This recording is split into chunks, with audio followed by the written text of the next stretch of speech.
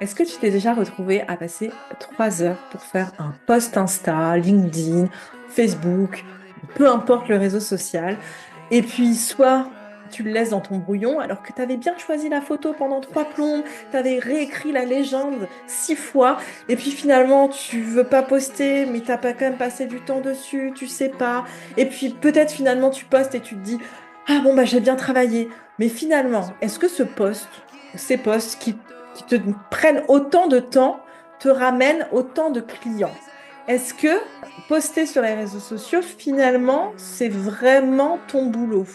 Si tu te reconnais là-dedans, l'épisode est fait pour toi. Je vais peut-être te dire, même sûrement, des choses que tu n'as peut-être pas forcément envie d'entendre, mais que tu as besoin d'entendre. On y va.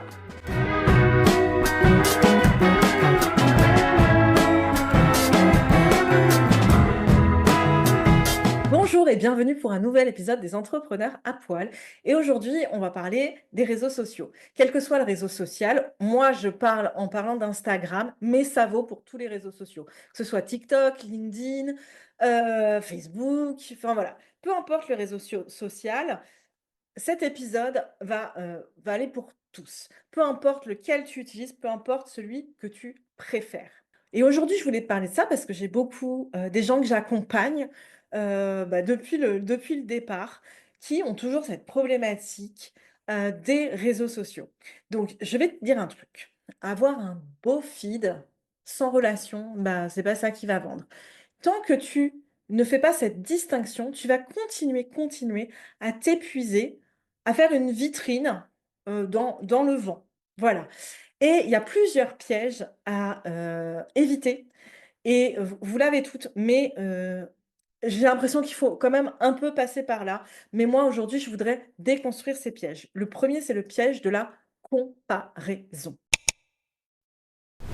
Tu ouvres Instagram, tu scrolles, tu vois ce que les autres y font et tu te dis, waouh, moi, je suis pas aussi bonne, moi, je vais pas publier. Ah ouais, mais attends, si jamais on dit des trucs sur moi. Ce mécanisme-là, je le vois, mais tout le temps. On se compare, on se trouve moins bon. On a aussi ce fameux syndrome de l'imposteur et on n'ose pas parce qu'on a peur on pense qu'on n'est pas assez légitime. Je vais te dire très clairement une chose. Tu n'es pas derrière ces comptes Insta que tu admires. Tu ne sais pas ce qui se passe derrière. Tu ne sais pas si elle a pas passé aussi 3 heures à faire ce post, si elle galère aussi autant que toi, ou elle a galéré autant que toi. J'ai galéré. Aujourd'hui, je galère beaucoup moins, mais j'ai galéré. J'ai 6 ans d'entrepreneuriat derrière moi et 3 ans sur les réseaux sociaux. Donc, voilà, on a toutes galéré et encore aujourd'hui on galère et tu galéreras. C'est malheureusement l'entrepreneuriat. C'est la vie qu'on a choisie. Donc comparer ta vitrine à celle de quelqu'un d'autre, c'est comme regarder la devanture d'une boutique en te disant ah voilà, je serai jamais aussi bien. T'as pas été voir à l'intérieur. Tu sais pas ce qui se passe. Tu peux t'inspirer, mais arrête de te comparer. Tu peux t'inspirer et dire ah j'aime bien ce qu'elle envoie, j'adore. Parce qu'en plus ça, se comparer et se dire ah non je suis pas aussi bien, ça a quelque chose de très négatif et pour toi et pour la personne avec qui tu te compares aussi. Tu vois, c'est vraiment te dire, elle a ça, mais moi, j'ai ça aussi, tu vois. Et je vais te demander une chose, s'il y a certains profils aujourd'hui que tu suis et ça te met toujours un peu mal parce que tu trouves qu'il fait les choses bien, bah, arrête de le suivre. Ou au moins pendant un moment, arrête de regarder, coupe tout ça en fait. Parce que cette comparaison te vole ton énergie. Et cette énergie, tu en as besoin pour autre chose. Et donc le deuxième piège, c'est le piège de la perfection. La perfection, je le vois tout le temps. Passer 3 heures sur un post. Bah tiens, je vais te raconter une anecdote d'ailleurs. Tu passes 3 heures pour un post et tu dis, oh, finalement, il y a eu que 3 likes. Ben ouais, ben c'est possible en fait. Je comprends qu'on ait envie que ce soit parfait et tout. Et donc, je vais te raconter une histoire. Il y a une de mes apprenantes qui a fait un post et je l'ai trouvé super. Et du coup, c'était vachement bien. Et elle l'envoie sur Discord et elle dit ah merde, mince, j'ai fait une faute. Franchement, j'ai passé 20 minutes à chercher la faute. Et c'est vrai qu'il y avait il y avait une faute énorme. Il y avait un mot qui était oublié. Mais en fait, ton cerveau humain, il n'a pas capté. Et je lui dis, elle était hyper gênée. Alors tout le monde, on lui a tout dit, on l'avait pas vu si tu ne l'avais pas dit, parce que le cerveau humain, il l'a bien lu. Mais après, je lui dis saute sur l'occasion pour dire, Eh bah, voilà, j'ai voulu vous faire un super post, j'étais tellement et en plus, le pire, c'est qu'elle avait à la base, elle avait pas de faute d'orthographe, mais elle a été tellement dans la perfection que finalement, elle a plus regardé la phrase, elle regardait que, la taille, comment c'était disposé, tu vois? Mais ça, tu peux en faire une force si tu fais la même si tu fais une faute, dans ce que tu dis, dans ce que tu écris, bah, tu peux dire après: «Ouais, voilà, j'ai fait une erreur, c'est vrai que c'est comme ça, vous avez bien fait de me le dire». Enfin voilà, si ta peur, c'est celle des haters, bah, justement tu et qu'ils ont raison parce que tu as fait une erreur et bah, tu avoues ton erreur et si jamais, c'est juste parce que, là, il y a une petite étoile et que là non, stop, stop. Pourquoi? C'est quoi ton métier aujourd'hui? Dans le monde animalier, je sais pas, tu es, comportementaliste félin, comportementaliste canin, photographe animalière, pet-sitter. Est-ce que tu es influenceuse? Est-ce que dans ces trucs-là, tu es influenceuse? Alors peut-être, hein, il y a des petfluenceurs, hein. Si tu es petfluenceur, je comprends. C'est normal parce que tu as besoin de vendre des produits, tu fais des collabs, donc là, il y a besoin d'un super beau feed et tout. Mais toi qui es dans le monde animal, dans les professionnels du monde animal, ceux qui me suivent, bah, influenceur, c'est pas ton métier. Si c'était ton métier, je te dirais: «Oui, continue à passer 3 heures sur tes posts, c'est très important». Mais là, il y a pas du tout d'intérêt. Alors, sauf si toi, tu as envie d'un truc joli et ça, c'est normal. Par contre, y passer 3 heures, ces 3 heures-là, tu pourrais les passer à chercher des clients ou à ou à faire ton activité tout simplement ou à être avec tes clients. Parce que quand tu passes 3 heures sur un post, ça veut dire que tu ne travailles pas sur ton business. Tu travailles sur ta vitrine encore une fois et une vitrine aussi belle soit-elle, ne fait pas rentrer les clients toute seule. Alors voilà ce que je te propose. Une règle toute simple. Si tu prends du plaisir à le faire, continue. Par contre, fixe-toi un temps. Par exemple, je te ramène à un de mes épisodes. Je vais le mettre à la fin de l'épisode, je vais fixer celui-là qui te dit, en fait, tu prends un carrousel, c'est sur justement les posts Instagram pour passer moins de temps dessus. Tu prends un modèle et après tu auras toujours le même modèle. Alors peut-être la première fois, tu passeras plus de temps, mais ensuite tu auras juste à changer ce qu'il y a écrit dedans et tu reprends toujours le même modèle. C'est un plaisir pour toi, continue, mais il faut que ce soit raisonnable. Il faut que tu fixes à l'avance le temps que tu vas passer, quand est-ce que tu vas passer du temps dessus. Si par contre, chaque poste que tu dois faire est une source de stress, si tu te sens jugé à chaque fois, si tu passes plus de temps, trop de temps à créer, mais t'en as plein dans les brouillons, par exemple, là, on a un problème. Là, tu te bats sur le mauvais terrain, du coup. Peut-être que pour toi, tu es plus fait pour faire des stories, ça dure que 24 heures, mais ça, on en reparlera après. Donc, tout ça pour dire le piège de la perfection de ton feed, de tes posts, ne vont pas compenser le manque de clarté. Elles vont pas compenser le manque de relation et c'est exactement ce qu'on va voir maintenant. Donc qu'est-ce que ton feed, qu'est-ce que ton profil sur les réseaux sociaux fait vraiment? Et qu'est-ce qu'il ne fera jamais? Voilà, là, c'est vraiment une partie qu'il faut que tu retiennes.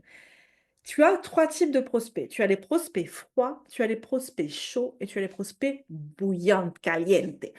Donc d'abord, les prospects froids, c'est des gens qui viennent vers toi peut-être pour la première fois. Peut-être ils sont abonnés à toi, hein, mais ils regardent très peu. Enfin voilà, ils sont là, de temps en temps ou ils s'abonnent pas du tout et la première fois qu'ils tombent sur ton feed, du coup, ils doivent tout de suite savoir qui tu es, ce que tu fais et quelle est ta spécificité. C'est-à-dire en quoi tu es différent. Pourquoi ils feraient appel à toi alors qu'il y a 1500 comportementalistes félins? Donc c'est pour ça que c'est assez important, et je le dis très souvent, qu'il y ait quand même au moins de l'humanité. Des petites photos de chiens et chats, c'est très mignon, mais il y a pas d'humanité. On voit pas déjà, d'une, on sait pas forcément ce que tu fais. Il faut qu'on voit un peu à quoi tu ressembles et il faut qu'on sache, bah, ta manière d'écrire, ta manière de penser et ça, on le voit tout de suite sur les posts. Ton feed, c'est ta vitrine, comme je l'ai dit et sa fonction, c'est la clarté. Ensuite, tu as les prospects chauds. Ces gens-là, ils te suivent déjà, ils t'ont trouvé, ils ont aimé ce qu'ils ont vu et ils sont beaucoup sur tes stories. Et donc, c'est là que tu vas commencer à créer une vraie relation. C'est pour ça que c'est important de mettre des stickers, de poser des questions, d'aller interagir, d'aller chercher les gens. Tu montres ton quotidien, tu partages tes coulisses. C'est pour ça que si tu pas à l'aise avec les posts, si vraiment à chaque fois c'est une torture de faire ça, les stories, c'est génial, ça dure 24 heures. 24 heures, au pire, t'as pas aimé ce que tu as fait, tu le regardes pas. Et puis derrière, tu auras des interactions et dans 24 heures, tout le monde aura oublié. On aura tous oublié. Moi, je connais des entrepreneurs qui ne vendent qu'en story. Donc, pas de poste de vente, rien du tout. C'est les stories qui les font vendre. Et aussi parce que leur profil, il est clair, net, précis. Ils ont déjà vu leur feed, elles voient leur story, elles suivent. Donc, si tu détestes faire des posts, vraiment, bah, les stories, c'est peut-être une solution. Là, tu pourrais concentrer du coup ton énergie. Parce qu'une story imparfaite vaut 1000 fois plus qu'un post parfait qui a duré 3 heures. Et enfin, tu as les prospects calientes, les prospects bouillants. Ce sont ceux, c'est dur à dire, ce sont ceux qui sont allés encore plus loin et qui sont abonnés à ta newsletter. Parce que là, vraiment, ils te font confiance. Là, vraiment, tu peux leur parler de tes offres, tu peux leur parler de ton accompagnement, de ce que tu fais, d'un programme, d'un e-book, même de quelque chose. Enfin voilà, tu peux leur parler de ta vie. Là, c'est une audience que tu as vraiment créée. Parce qu'il faut savoir aussi une chose, Instagram, c'est pas à toi. Instagram, c'est à Instagram. Ça appartient à Instagram. Demain, Instagram décide de fermer sa plateforme. Si toi, tu n'as pas récolté des adresses email, bah, tu n'as plus personne qui te suit. Tu n'as plus personne. Ils ne sauront. Alors, évidemment, s'ils te connaissent, peut-être ils iront voir sur ton site, mais comment ils vont faire pour te contacter si tu n'as pas un formulaire de contact où tu demandes l'email? L'avoir des emails, c'est hyper méga important parce que c'est vraiment ton audience la plus précieuse. La confiance, elle est là. Ils te connaissent vraiment. Donc, le vrai travail sur les réseaux, ce n'est pas d'avoir un super beau feed, c'est de comprendre où se trouve ta vraie audience, c'est d'aller interagir avec ton audience, c'est vraiment de la faire passer d'un niveau à l'autre. Et aussi, on en parle quand même, il faut que ce soit cohérent, que tu parles toujours de la même manière. Enfin, tu choisis, tu vous vois ou tu tutoies. Après, tu peux changer à un moment donné si tu préfères tutoyer, que tu as commencé à vous voyer. Je crois que moi, au début, je vous voyais et qu'après, j'étais plus à l'aise de tutoyer. Il y a des gens qui sont pas du tout à l'aise avec ça. Et franchement, enfin voilà, chacun son truc. Tu peux après, et tu peux même en faire un post, hein: «J'ai décidé de vous tutoyer, parce que vous êtes, ma bande de potos». Voilà. Et là, vraiment, en fait, arrête de te comparer, arrête de faire cette perfection. Instagram, les réseaux sociaux sont ta vitrine. Si derrière, tu ne vas pas parler avec les gens, si derrière, tu n'essayes pas de les faire passer d'un niveau à l'autre, de récupérer des emails, c'est tout bénef pour Instagram. Mais pour toi, on ne sait pas, peut-être pas, sûrement pas d'ailleurs. Donc maintenant qu'on a mis les choses au clair, voilà ce que je te propose concrètement. Premièrement, on va simplifier ton feed. Arrête de viser cette perfection. Vise la clarté. En arrivant sur ton profil, vas-y, va sur ton profil et dis-toi, est-ce qu'on comprend vraiment ce que je fais, pour qui et quelle est ma différence? Je sais que quelle est ma différence, c'est un peu, les personnes se demandent, tu vois? Donc déjà, tu as la bio, ta bio, elle doit être claire, ça ne t'empêche pas, moi je la change souvent, j'aime bien changer de temps en temps. Tu as aussi la photo de ton profil. Donc, il faut que ce soit une photo, de toi, une photo inspirante. Moi, j'avais très longtemps une photo de moi. Aujourd'hui, j'ai une photo que tout le monde adore et on m'en parle tout le temps. C'est pour ça que c'est celle que j'ai mise avec, virgule. Donc une bio claire et après, bah, souvent, ce qu'on fait dans le post, il faut qu'on sache tout de suite, effectivement, ce que tu fais, donc ça peut être dans les stories à la une, ça peut être dans les derniers posts. Après, tu peux avoir épinglé des posts. Donc, soit tu épingles ces posts-là qui disent vraiment qui tu es, ce que tu fais et quelle est ta spécificité. Moi, par exemple, mes 3 posts épinglés, c'est 3 vidéos humoristiques que j'ai fait pour montrer la réalité d'un entrepreneur. Donc, on sait tout de suite, alors, sur ma bio, on sait tout de suite que je parle aux entrepreneurs animaliers parce que je l'ai écrit. Ensuite, dans ces 3 vidéos-là, c'est, vraiment, pour montrer qui je suis. Je suis, super fun, je fais des vidéos drôles, et en fait, je te montre, des fois, le ridicule, qu'on peut te dire quand tu es un entrepreneur et en fait, très souvent, les gens parce qu'il faut aussi ça, c'est aussi très important, il faut qu'on se reconnaisse. Ah, parle de moi. C'est pour ça que j'ai laissé ces 3 vidéos-là, mais pendant très longtemps, j'ai eu un «Qui suis-je?», ce que je fais, pour qui, enfin voilà et ma spécificité, c'est, mon franc-parler, c'est mon humour, c'est mon authenticité et ça, dans les vidéos, tu le vois direct. Donc la deuxième chose que je vais te demander de faire, c'est vraiment d'investir dans les stories. Ça va pas être pour faire beaucoup, beaucoup plus de contenu. Ça va être vraiment pour aller interagir avec les gens, poser des questions, t'intéresser à eux parce que même, ça se trouve, tu vas découvrir, des nouvelles offres que tu pourrais faire parce que et puis eux, en fait, c'est ton audience. Ils se sentent écoutés, ils se sentent bien avec toi si tu parles avec eux directement. Et puis, par exemple, ils vont te donner des idées d'offres à faire. Parce que si tu les écoutes comme ça, tu vas dire, ah ouais, c'est vrai. C'est comme quand tu as un client. C'est très bien d'aller demander des retours, même si tu sais que ça s'est pas super bien passé. Bon, au-delà des bips, des cons, tu peux demander ce qui va pas, et comme ça, tu peux t'améliorer. La troisième chose que tu vas faire, c'est que tu vas amener les gens vers des contenus plus longs. C'est-à-dire une newsletter, un podcast, une chaîne YouTube. C'est là que tu vas avoir le plus d'impact. C'est Instagram qui va t'emmener, enfin, je dis Instagram, les réseaux sociaux vont emmener sur ta chaîne YouTube. Les gens vont s'abonner ou pas, mais ils vont voir plusieurs épisodes. Ils vont dire, waouh, elle est bien. Le blog, pareil. Le podcast, pareil. Et c'est là que tu vas avoir le plus d'impact. La newsletter, pareil. Parce que quelqu'un qui va t'écouter pendant 10, 15, 20 minutes ou qui va lire tes emails, c'est vraiment quelqu'un qui te fait confiance. Plus que quelqu'un qui a liké un post de temps en temps. Alors, utilise vraiment ces réseaux-là. En plus, comme je t'ai dit avant, en tout cas pour les newsletters, c'est vraiment, bah, du coup, les emails avec le respect du RGPD, les emails entre guillemets «t'appartiennent». C'est des emails, tu vois, tu peux demain Instagram cool, YouTube cool, tes sites ils cool, bah, tu auras toujours tes adresses email. C'est pour ça qu'il faut que tu les mettes aussi quelque part, ces adresses-là. Et donc, enfin en bonus, si un réseau te pèse vraiment, si vraiment moi par exemple LinkedIn me file des boutons, me file de l'urticaire et ben LinkedIn j'y vais pas. J'ai tenté, hein, j'ai tenté à plusieurs reprises, Threads, je sais plus comment on appelle ça, pareil, TikTok, en fait je crois que je n'aime qu'Instagram. TikTok, ça me bouffe comme ça là. Tu prends le truc, tu t'arrêtes plus après, puis tu deviens imbécile, quoi. Pardon hein, pour ceux qui aiment bien TikTok, mais moi, TikTok, ça me rend dingue. Snapchat, j'avais oublié aussi. Moi, c'est vraiment, Instagram et YouTube. De toute façon, tu peux le voir, il y a que là où je suis active et les autres, j'ai arrêté de faire semblant d'essayer parce qu'en fait, c'était un peu ça. Je faisais semblant d'essayer. Franchement, je crois que LinkedIn, j'ai dû faire 2 posts que j'avais déjà mis sur Insta. C'était même pas des posts exprès pour LinkedIn et à chaque fois, les gens ils me faisaient: «Ah, j'ai vu ton» et moi je suis «Ah bon?